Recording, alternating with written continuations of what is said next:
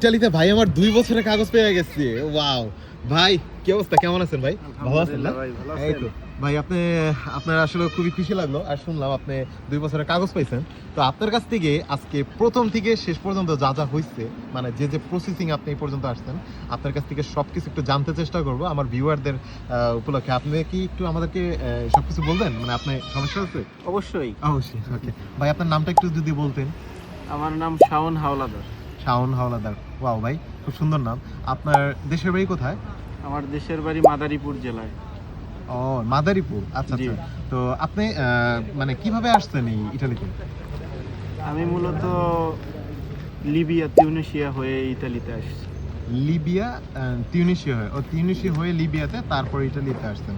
তো আপনার লিবিয়াতে আসতে কত সময় লাগছে টোটাল? মনে করেন আপনার বাংলাদেশ থেকে শুরু করে ইটালি পর্যন্ত আসতে আপনার কত সময় লাগছে? এটা পথে আমার প্রায় 10 মাসের মতো সময় লাগছে। 10 মাসের মতো। ওয়াও। তো এর মধ্যে কি আপনি মানে কোথাও স্টে করছেন? মানে কোথাও আপনি বেশি দিন থাকা পড়ছে? এত সময়টা কোথায় গেল? এর মধ্যে লিবিয়া কিছুদিন বন্দি ছিলাম, বন্দি ছিলেন প্রায় 6 মাসের মতো। 6 মাসের মতো। লং একটা সময় ভাই। ওয়াও। তো ভাই, আপনার লিবিয়া তিউনিসিয়া হয়ে আপনার সাগর পথে এই ইতালি আসতে আপনার কতটুকু সময় লাগছিল? মূলত আমি লিবিয়া থেকে হুম তুনিসিয়া যাই। হুম। তুনিসিয়া থেকে ইতালিতে আসতে আমার সাগর পথে 10 ঘন্টার মতো সময় লাগছে। 10 ঘন্টা? বাবা, অনেকটা সময়। আর এই এত সময় পুরো সাগরের মধ্যে ছিলেন। কখন প্রথম আপনি দেশে ফিঙ্গার দিয়ে আপনার কাগজ পান? মানে আপনার এসাইলামের কাগজ যেটা বলা হয়। আচ্ছা, অ্যাসাইলাম আবেদনের কাগজের কথা জি বলছেন জি জি আপনি। জি। মূলত আমি ক্যাম্পে আসার কিছুদিন পরে, দুই মাস পরে ওরা একটা পন্তামেন্তো পায় আমার জন্য থানায়। অ্যাপয়েন্টমেন্ট পাওয়ার পরে সেখানে ওরাই আমাকে নিয়ে যায়। হুম।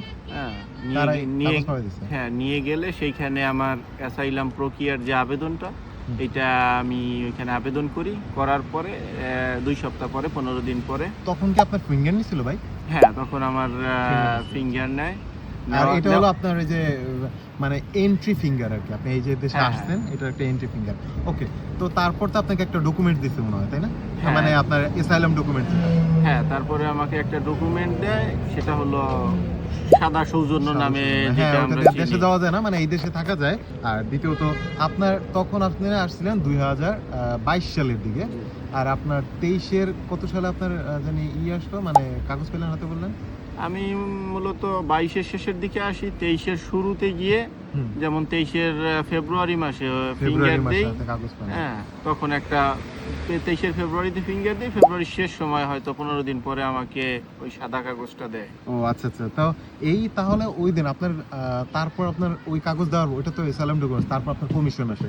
আপনার কমিশন কতদিন পরে আসছে এরপর? এটা ভাই, কমিশনটা তো মূলত অনেকের আচ্ছা। তাড়াতাড়ি হয়, দেরিতে হয়। হ্যাঁ, এটা মূলত সবাই তা এখানে কস্তরার উপর ডিপেন্ড করে। আচ্ছা। হয়তো আমারটা একটু দেরিতে আসছে। দেরিতে আসছে। আমি আসছি 2022 সালের শেষের দিকে। আমার হুম। কমিশন আসে 2026 সালের জুলাই মাসে।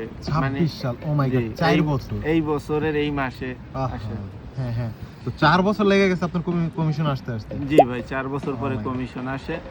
এবার ভাই, আমি জানি যে আসলে কি আছে, তারপরও আমার ভিউয়ারদের উদ্দেশ্যে আমি একটা কথা জিজ্ঞাসা করি। আপনার কমিশনের রেজাল্ট কি আসছিল ভাই? এটা আলহামদুলিল্লাহ আলহামদুলিল্লাহ পজিটিভ। কমিশনে আসলে সত্যি কথা, পজিটিভ এটা হলো আসছে। 2 কষ্টের বছরের ফসল। 2 বছরের কাগজ পাই পেয়েছি এইটা আমি। এইটা আসলে সত্যি কথা। এই একটা জিনিসের জন্য আমরা এত কষ্ট করি আসলে সবাই।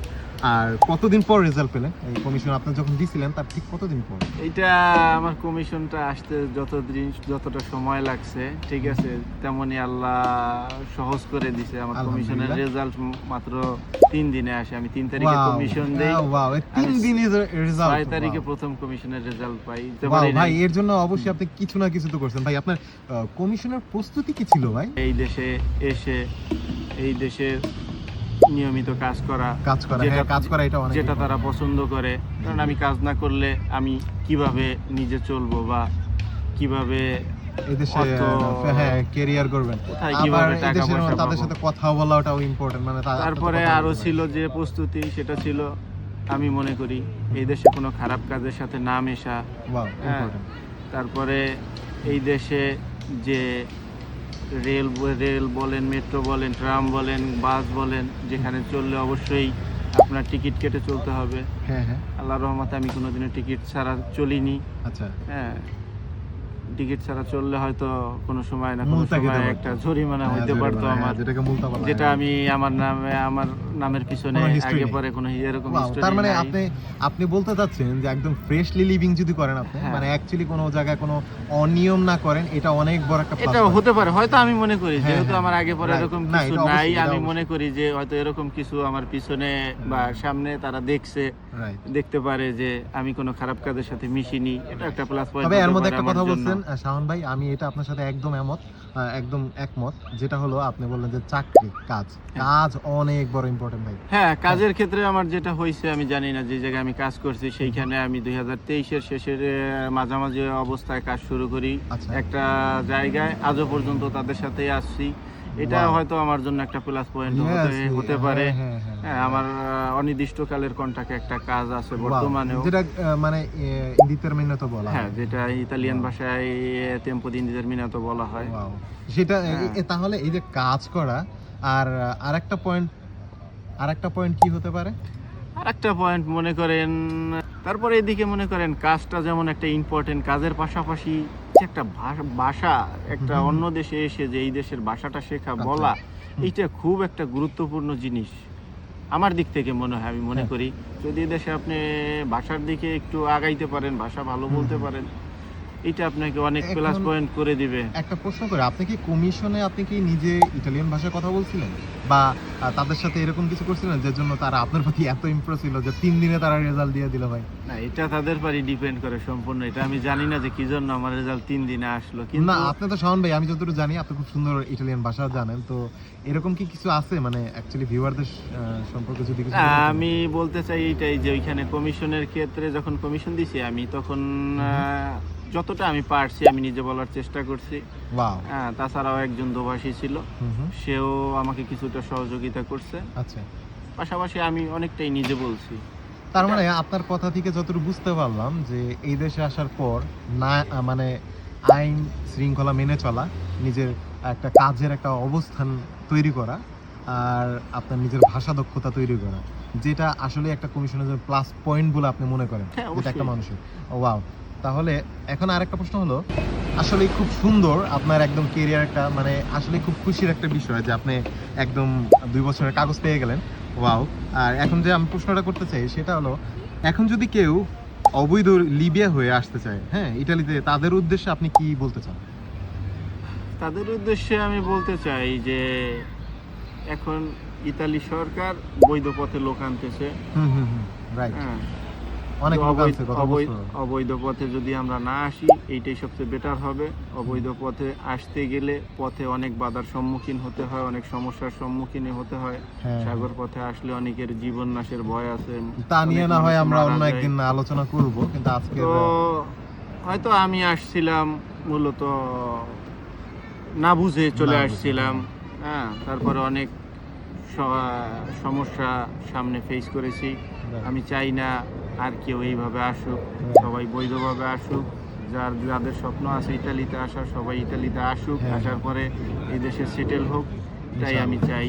তবে এইটা ঠিক ভাই, যখন আপনি 2022-23-এর সময় যখন আসতেন, তখন আমিও যতটুকু জানি, ঠিক তখন আসলে এই এখন বর্তমানের যে পরিস্থিতি, এই পরিস্থিতি তখন ছিল না। তখন আসলে ভিসা ক্রাইসিস অনেক বেশি ছিল। কিন্তু বিগত 3-4 বছর ধরে আমরা দেখলাম যে প্রচন্ড ভিসাতে এই ইটালিতে লোক নিচ্ছে। তো বৈধ রাস্তার অনেক ওয়ে আসলে খোলা আছে যদি কেউ আসলে চেষ্টা করে, তাই না ভাই?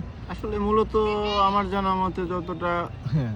হয়তো অবৈধ প্রবাসী যেভাবে অবৈধ পথে মানুষ আসতেছে এই দেশে, হয়তো এইটা রোধ করার জন্যই হ্যাঁ হ্যাঁ, এই পথটাকে কঠিন করে দিয়ে হুম হুম, সহজ আর একটা পথ তৈরি করে দিয়েছে করে যে দিয়েছে, right. বৈধভাবে লোক আনতেছে বৈধভাবে, যাতে হ্যাঁ। মানুষ আসতে পারে, হুম, হ্যাঁ, অবৈধ পথ না বাসে। না এটা হ্যাঁ। একটা ভালো, এটা একটা খুব সুন্দর।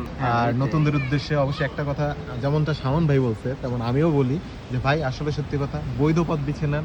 এই 2023-24-এর পর থেকে অনেক লোকেই যারা আসছে ইটালিতে, তারা বৈধ পথে আসছে। আর ইনশাল্লাহ আপনারাও বৈধ পথের চেষ্টা করবেন। তা এখন অবৈধ পথে কেউ না বাড়ানোই ভালো, আমার যেটা মনে হয়। আর শাওন ভাই আপনিও এটা মনে করেন? হ্যাঁ, অবশ্যই। হ্যাঁ, অবশ্যই। এটা তো বললামই, আমি হ্যাঁ। আবারও বলতে চাই যে সবাই বৈধ পথে আসার চেষ্টা করেন, অবৈধ পথ কেউ বেছে নিয়েন না, যেটা আপনার এবং আপনার ফ্যামিলির জন্য, উভয়ের জন্যই সমস্যার সৃষ্টি করতে পারে। ওকে, তাহলে ভাই ধন্যবাদ, আর ধন্যবাদ ইনশাল্লাহ আর আপনাকে। আপনার কার্ড পাওয়ার জন্য আপনাকে অসংখ্য ধন্যবাদ, আর আসসালামু আলাইকুম। ধন্যবাদ এত সুন্দর আল্লাহ আমার অবশ্যই আমার ভিউয়ারদের জন্য এত কিছু গুরুত্বপূর্ণ তথ্য তুলে ধরার জন্য। তাহলে দেখা হচ্ছে ইনশাল্লাহ নেক্সট কোনো ভিডিওতে। আল্লাহ হাফেজ।